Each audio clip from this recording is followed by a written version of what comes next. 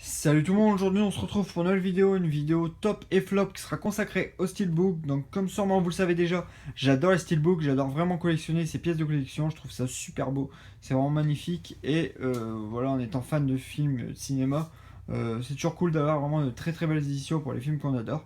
Et vraiment c'est super beau, c'est assez fragile.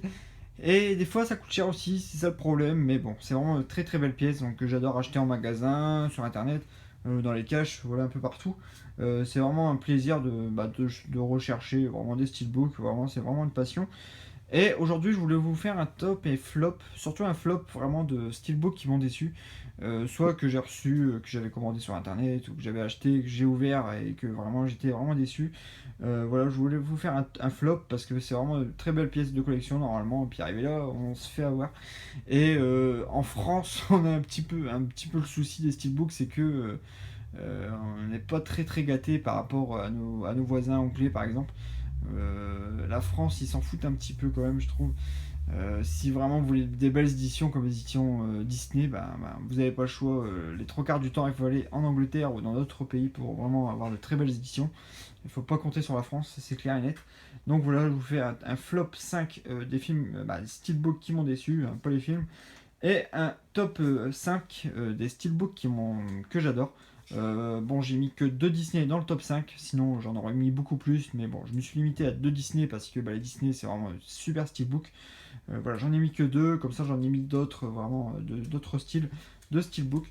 Après, c'est des tops et flops qui changent assez régulièrement, je pense, parce que vu les arrivages après des steelbooks, voilà, je pense que mon appréciation d'un steelbook change.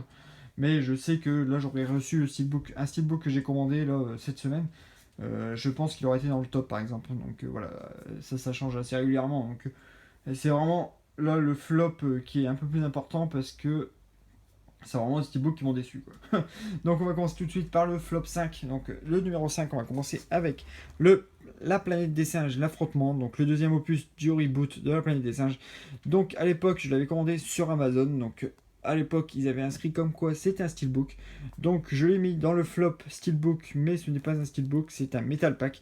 Parce que malheureusement, ils nous avaient annoncé un steelbook et on s'est retrouvé avec un metal pack. Donc j'étais très très très déçu par cet envoi en fait. Puis je me suis senti un peu trahi aussi parce qu'arrivé là, je me suis dit je vais recevoir un steelbook et on se retrouve avec un metal pack. Ça reste beau quand même, mais voilà, je trouve ça en dessous des steelbooks. Ça, je pense que tout le monde est de mon avis, même si ça reste beau quand même, il n'y a pas de souci. Mais je m'attendais à un steelbook, donc pour moi, ça devait être un steelbook que je devais recevoir. Et en plus, je l'ai reçu cabossé et tout, voilà, par Amazon, donc sûrement la poste. J'avais essayé de leur envoyer un message et tout, c'était bloqué, j'arrivais pas à envoyer de message, donc je l'ai gardé. Euh, Ça reste de très très belles images, un très bel artwork interne, mais et un très bon film. Mais voilà, c'est le Metal Pack voilà, que je me suis senti peut-être un peu trahi, c'est peut-être pour ça que je l'ai mis dans le top 5. Voilà.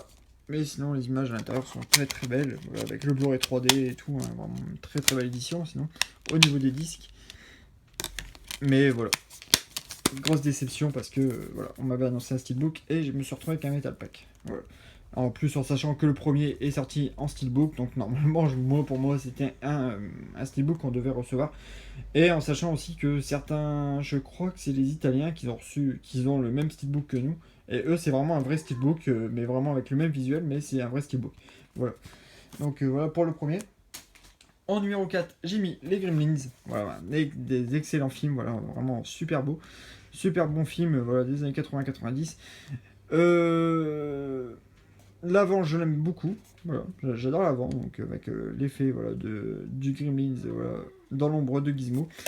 Et voilà, donc la tranche est très bien aussi. Et malheureusement, à l'intérieur, rien du tout. Donc je sais le principal, comme je l'avais dit dans la vidéo précédente, c'était que les steelbooks, les films soient présents, hein, c'était le plus important. Mais je trouve que la Warner, en sachant qu'ils sortent beaucoup beaucoup de steelbooks, ils se sont foutus un peu de nous parce que ils ressortent beaucoup de films en steelbook et il y a toujours un artwork interne. Et arrivé là, je l'ouvre et il n'y avait rien du tout. Donc c'est un steelbook qui coûte 20 € quand même, donc il y a les deux films dedans, donc ça c'est pas un souci, et c'est le principal.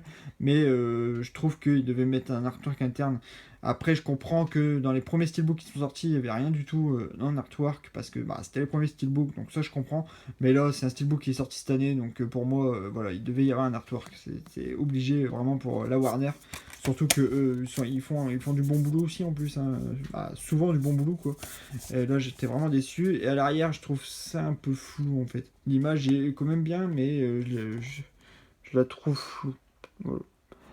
Donc manque de finition je trouve pour ce steelbook et l'artwork voilà, manquant. Donc voilà, vraiment un mauvais point pour moi. Après, on va passer par Crimson Peak, pardon. Donc film de Del Toro que j'ai beaucoup aimé aussi. Donc ce film, vraiment un très bon film, mais le steelbook très décevant aussi, en sachant qu'ils ont sorti une très belle édition italienne. Bon voilà, c'est pareil, c'est le problème de la France qui nous ont foutu un steelbook pas terrible, sans artwork interne bien sûr. Voilà. D'accord, tous les papiers dedans, mais voilà. J'ai mis les papiers pour cacher un peu à l'intérieur. Et voilà, rien du tout à l'intérieur. Et en sachant que c'est Universal voilà, qui l'ont édité celui-là, que Universal font du bon boulot aussi, hein. Ils ont sorti le Jurassic World, vraiment très beau steelbook, vraiment avec un très bel artwork interne. Et là on se retrouve avec rien du tout. Voilà, donc c'était très très décevant à ce moment-là aussi, mais bon, là je l'avais acheté vraiment pour le film, vraiment quand je l'ai acheté, mais voilà, j'étais très déçu à ce moment-là. En numéro 2, une grosse déception aussi, j'en attendais beaucoup de ce steelbook, donc les 8 salopards. J'adore l'avant, très très beau l'avant, vraiment magnifique, avec voilà, tous les personnages, avec quelques effets sur les flingues, sur la lumière, voilà, quelques beaux effets. Mais comme c'est M6 vidéo, bien sûr, bah, il y a des petits ratés, et des très gros ratés même je trouve sur celui-là. Donc pour un film de Tarantino, ils sont foutus un peu de nous, c'est une édition FNAC en plus. Il y a la BO de Ennio Morricone, ça c'est excellent, pas de problème. L'arrière est pas terrible, mais bon, c'est bon, ça peut passer. Mais bon, à l'intérieur, pas d'artwork interne, donc déjà premier mauvais point. Et le deuxième mauvais point, c'est qu'on se retrouve avec un steelbook comme ça en fait, ça on l'ouvre direct et il n'y a rien en fait. Là, il y a 3 emplacements pour 3 disques et arrivé là, il n'y a que 2 disques. Donc la BO du film et le Blu-ray simple. Donc ils ont mal conçu leur steelbook, ils ont prévu un troisième emplacement qui avait rien de prévu à mettre. Et vraiment, c'était vraiment très décevant. Je comprends pas où ils attendaient peut-être qu'on achète un DVD pour le rajouter dedans pour se dire ouais, on a une plus belle édition, je sais pas. Vraiment, je trouve que c'est vraiment du travail bâclé. Mais bon, M6 Vidéo, ils sont pas forts, hein. Pour les steelbooks, pas d'artwork interne, voilà, vraiment très décevant. Ouais. Il y a l'avant qui est très très beau sinon. Donc je pense me prendre quand même, il y a une très belle édition avec le cheval sur le steelbook que je pense prendre celui-là. Voilà, pour remplacer celui-là. On verra bien. Je suis pas encore sûr, mais je pense que celui-là je changerai parce que j'adore le film en plus. C'est vraiment un super film que j'ai adoré cette année. Film de Tarantino, et puis il va arriver là, on se retrouve avec un steelbook très très très très moyen. Et on va finir par un steelbook qui m'a beaucoup déçu aussi. Donc c'est encore un steelbook français, donc édité par Pathé. Il s'agit de La Belle et la Bête, édition Fnac. C'est pour ça que ça m'a déçu aussi, parce que pour moi les éditions Fnac, comme un peu The Eightful Eight, normalement il ne devrait pas avoir trop de ratés. Voilà, c'est des éditions limitées et qu'on est obligé d'avoir à la Fnac, sinon on les trouve nulle part d'autre. Donc pour moi ça devait être une plus belle édition que n'importe où quoi. Et arrivé là, donc on se retrouve avec un steelbook assez sombre avec voilà, pas très net, on va dire, au niveau des images. Bah, il y a quelques coups, mais bon, c'est pas. De toute façon, je m'en fous un peu. Après, sur la tranche, voilà, c'est très sombre. À l'arrière, on retrouve la fleur. Bon, la fleur, ça peut aller, mais sinon, voilà, pas terrible. Et à l'intérieur, bien sûr, donc il y a le Blu-ray et DVD. J'ai passé le DVD à mon frère. Mais Blu-ray et DVD et pas d'artwork interne. Donc pour une édition Fnac, vraiment c'est un peu abusé quoi. En plus c'est un film que j'avais été chercher assez rapidement à la Fnac pour me dire bah si c'est une édition limitée comme les Marvel ou quoi, il fallait être assez rapide pour pas se faire avoir. Puis arrivé là, très très grosse déception. J'ai encore couru un samedi matin pour aller le chercher et puis Voilà, j'ai couru pour rien. J'aurais acheté La Marée, ça aurait été pareil. Mais bon, le film reste plaisant quand même, mais bon, le steelbook un peu moins. Voilà, voilà pour le flop. Après, il y a encore beaucoup de steelbooks que j'aurais pu mettre dans le flop, mais après, il y avait des steelbooks assez anciens, mais bon, je les ai laissés de côté parce que je me suis dit, bon, c'était dans les premiers steelbooks, donc je comprenais qu'il y avait quelques ratés, donc je ne les ai pas mis dedans. On va commencer, on va continuer avec le top 5. Avec en numéro 5, j'ai mis Les Gardiens de la Galaxie. Donc très beau steelbook, vraiment très original, que Vivi m'a offert il n'y a pas si longtemps que ça. Donc c'est pas l'édition française bien sûr, parce que l'édition française est très chère. Donc pareil, là c'est l'édition Fnac, mais qui se sont pas foutus de notre gueule. Et donc là c'est en forme de Walkman, hein, comme je l'avais présenté dans une vidéo précédente. Vraiment avec du glossy, avec des effets embossage, débossage et tout. Vraiment. Après, peut-être le bémol, c'est la tranche, parce qu'on n'a pas le titre. Mais ça continue le steelbook d'un sens. Pour moi, je préfère d'un sens, parce que ça englobe vraiment tout le steelbook. Et à l'arrière, donc voilà, on retrouve l'arrière du Walkman, donc avec le petit boîtier pour mettre les piles. Ils auraient mis un petit embossage là, c'était encore mieux. Et voilà, l'étiquette des Gardiens de la Galaxie. Et ce qui est encore mieux, c'est l'intérieur, qui est vraiment très beau. Voilà, avec les 5 gardiens. Voilà, avec de très belles couleurs. Je sais que le CD de la bande originale est pareil. J'essaierai de le trouver aussi, parce que j'essaie de trouver la bande originale, mais ça coûte un bras aussi. Mais vraiment de très belles couleurs. J'adore ce steelbook, vraiment un très beau Marvel. En plus, le film est magnifique. Et voilà, donc pas déçu du tout, vraiment pas déçu du tout de ce steelbook. Donc encore un grand merci à Vivi au passage. Donc voilà, et il y a de très belles éditions aussi de Gardien de la Galaxie, le Blue Fan aussi, qui est vraiment très beau, vraiment magnifique, les couleurs bleues, un peu turquoise et tout, vraiment magnifique. Mais bon, cette édition-là est vraiment très belle. Après, en numéro 4, j'ai mis Last Action Hero, donc l'édition Zavi du film de John McTiernan avec Schwarzenegger, film de 93. Voilà, avec un travail monstre aussi dessus, je trouve, avec du débossage, de l'embossage, vraiment un peu partout. Là, on va le voir avec la lumière, donc un peu partout. Donc, il y a du débossage au niveau des étoiles de Schwarzenegger, du Last Action. Après, au héros, il y a un type cadre à l'intérieur et de l'embossage au héros. The Big Ticket for 93, donc en embossé, en débossé, et les étoiles pareil, débossées. Donc un très beau travail, vraiment magnifique. Et un petit bémol, ils auraient pu mettre en doré, comme le ticket d'or, ça aurait été encore mieux, mais bon, vraiment très beau. Puis le film, je l'adore, donc voilà. Et voilà, la tranche et l'arrière est vraiment magnifique, voilà, avec l'affiche originale du film qui est vraiment magnifique. C'est comme l'affiche de Hook à l'époque, j'adorais l'affiche de Hook, et là c'est pareil pour celui-là. Pour cette affiche-là, pardon. Et à l'intérieur, donc, on retrouve 2 scènes du film, ce qui est assez rare dans un steelbook. Voilà, donc peut-être un petit peu sombre, mais vraiment très beau. Donc 2 scènes du film avec Schwarzy et je sais plus le nom de l'enfant, et une autre scène où ils sont au théâtre. Donc là, ils sont en haut du toit et là dans le théâtre. Donc voilà, très beau steelbook. Après, on passe par le numéro 3, donc un steelbook Auchan. Le Mission Impossible Rogue Nation, donc le 5e opus de la saga Mission Impossible avec Tom Cruise. Très beau steelbook, vraiment.